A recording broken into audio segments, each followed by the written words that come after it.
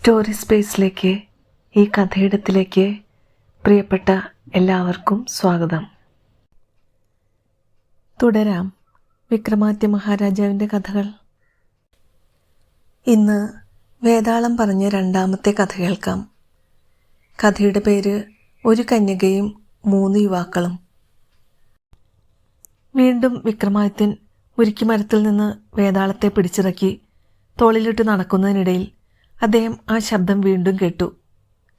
ഞാൻ ചോദിക്കുന്ന ചോദ്യങ്ങൾക്ക് ഉത്തരം നൽകാൻ തയ്യാറാണെങ്കിൽ മാത്രം ഞാൻ നിങ്ങളോടൊപ്പം വരാം. ശരിയായ ഉത്തരം നൽകിയില്ലെങ്കിൽ ആ ക്ഷണം നിങ്ങളുടെ ശിരസ് പൊട്ടിത്തെറിക്കും. വിക്രമാദിത്യൻ മറുപടി പറയുന്നതിന് മുമ്പ് വേതാളം കഥ പറഞ്ഞു തുടങ്ങി. വിശ്വരഞ്ജിതമെന്ന നാട്ടിൽ ഒരു ബ്രാഹ്മണ കന്യകയുണ്ടായിരുന്നു.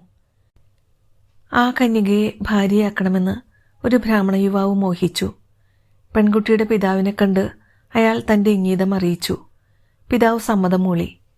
ഇതിനിടെ മറ്റൊരു യുവാവ് കുട്ടിയുടെ അമ്മാവനെ കണ്ട് അവളെ തനിക്ക് വിവാഹം ചെയ്തു തരണമെന്ന് അപേക്ഷിച്ചിരുന്നു.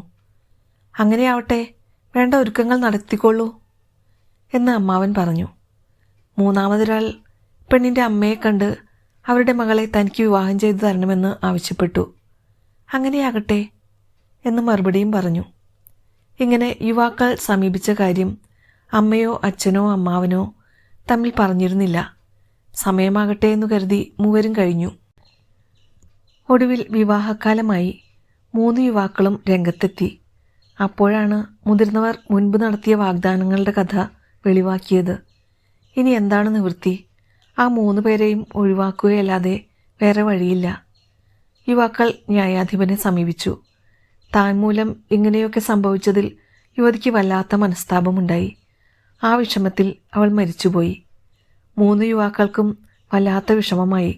പെൺകുട്ടിയുടെ ശവസംസ്കാരം നടന്നിടത്ത് പോയിരുന്ന് 3 പേരും വിലപിച്ചു. ഒരാൾ അവളുടെ അസ്ഥി പെറുക്കിയെടുത്ത് ഗംഗാസ്നാനത്തിന് പുറപ്പെട്ടു. മറ്റൊരാൾ തീർത്ഥാടനത്തിന് പോയി. 3-മൻ അണഞ്ഞ ചിതയ്ക്ക് സമീപമിരുന്നു. തീർത്ഥാടനത്തിന് പുറപ്പെട്ട യുവാവ് യാത്രക്കിടയിൽ ഒരു ഗൃഹത്തിൽ ഭക്ഷണത്തിനെത്തി. അവിടെ അമ്മയും മകളും തമ്മിൽ കലഹം നടക്കുന്നു.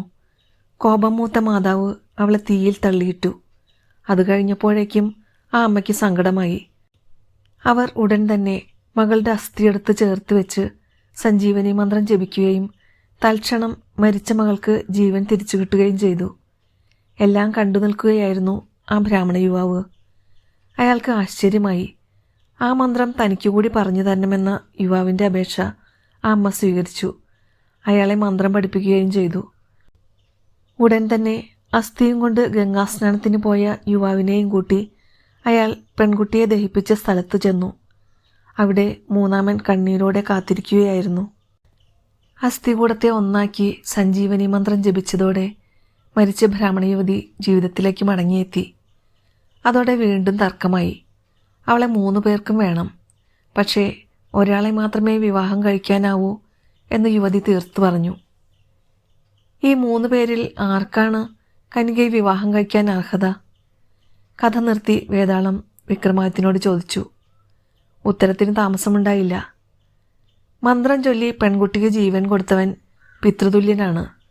അസ്ഥിയും കൊണ്ട് ഗംഗാസ്നാനത്തിന് പോയ ആൾ മകൻ്റെ കർത്തവ്യമാണ് അനുഷ്ഠിച്ചത്.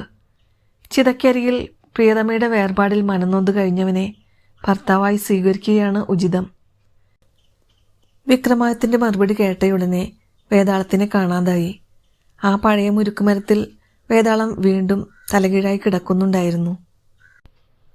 വിക്രമാദിത്യ മഹാരാജാവിനോട് വേതാളം പറഞ്ഞ മറ്റു കഥകളുമായി അടുത്ത ദിവസം തന്നെ എത്താം. കാത്തിരിക്കുമല്ലോ.